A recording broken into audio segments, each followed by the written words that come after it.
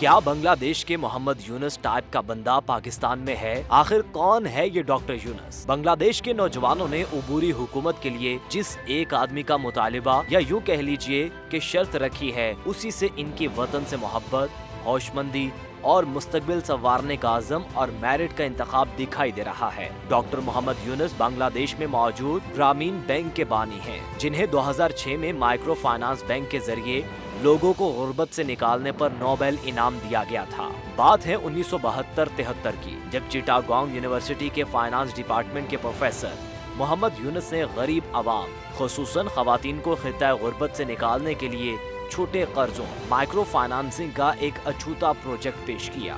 نام تھا گرامین بینک، مطلب دیہاتی بینک۔ محمد یونس اپنا پروجیکٹ لیے ہر حکومتی دروازے تک گیا، ہر بینک اور بینکار سے مدد مانگی، لیکن کسی نے حامی نہ بھری۔ تب محمد یونس نے فیصلہ کیا کہ وہ خود ہی کسی ایک گاؤں سے اس پروجیکٹ کا آغاز کرے گا۔ اپنی جیب سے 800 ٹکا اور دوستوں کی مدد سے 3000 ٹکا جمع کر کے 1974 میں گرامین بینک کی بنیاد رکھی، جس کی نہ کوئی عمارت، نہ ملازمین، بس ایک قلم، رجسٹر اور 3000 ٹکا۔ یونس نے چٹاگانگ کے ایک قریبی گاؤں سے آغاز کیا۔ 5 خواتین کو ایسے چھوٹے کاروبار کے لیے قرضہ دیا جن کے بارے خود خواتین نے فیصلہ کیا کہ وہ بہتر کر سکتی ہیں، مثلاً پٹسن سے کپڑا بنانا، ٹوکری روٹی والے خوبصورت ڈبے بنانا، مرغی اور بطخ بانی اور انڈے کا کاروبار، کپڑوں کی سلائی اور ان پر کڑھائی، ڈیزائن والی چٹائی بنانا۔ قرضے پر سود بھی تھا، جس نے 100 ٹکا لیا وہ 110 ٹکے دے گا، لیکن کاروبار شروع ہو جانے پر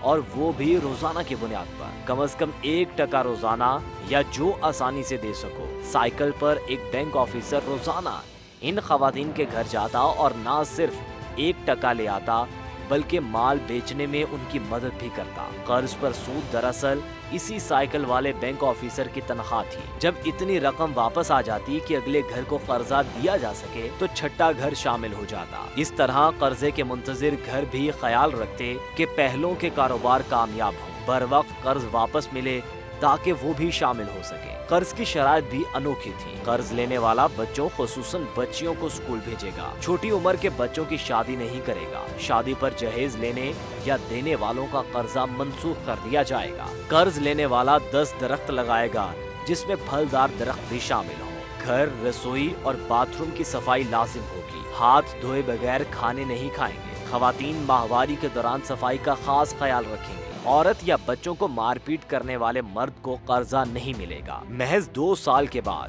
اس گاؤں میں آئی معاشی خوشحالی کی شہرت پھیلنے لگی۔ مزید چند سالوں میں گرامین بینک درجنوں دیہاتوں میں پہنچ چکا تھا۔ میڈیا پر چرچے ہونے لگے تو حکومت بھی متوجہ ہو گئی۔ 1984 میں حکومت نے گرامین بینک کو ریگولر بینک کا سٹیٹس دے دیا۔ بین الاقوامی شہرت ملی تو بڑے ادارے دیکھنے پہنچ گئے۔ ورلڈ بینک نے اس ماڈل کو گود لے لیا اور 64 ممالک نے اس ماڈل کو نافذ کرنے کے پلان پر عمل شروع کیا۔ اسی گرامین بینک سے مستفید خواتین نے بنگلہ دیش کی صنعتی ترقی میں اہم ریسورس کا کردار ادا کرتے ہوئے صنعتی انقلاب کو داغ بیل ڈالی۔ آج دنیا کی تقریباً ہر بڑی یونیورسٹی میں گرامین بینک کو بطور کیس سٹڈی پڑھایا جاتا ہے۔ 2006 میں پروفیسر ڈاکٹر محمد یونس کو مائکرو فائنانس کے ایسے شاندار ماڈل پر نوبل انعام سے نوازا گیا۔